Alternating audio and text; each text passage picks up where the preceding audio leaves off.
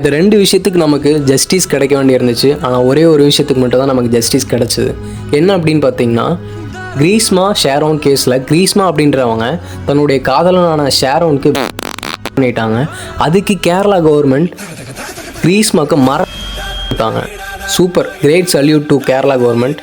ஆனால் அதே மாதிரி நேற்று இன்னொரு விஷயத்துக்கும் ஜட்ஜ்மெண்ட் நடந்திருக்கு. என்ன அப்படின்னு பார்த்தீங்கன்னா, கொல்கத்தாவில் ஒரு டாக்டரை வன்புணர்வு பண்ணி கொலை சஞ்சய் ராய் அப்படிங்கிறவனுக்கும் நேற்று ஜட்ஜ்மெண்ட் நடந்திருக்கு. இந்த கேஸ் நிறைய பேருக்கு தெரியும் அப்படின்னு நினைக்கிறேன்.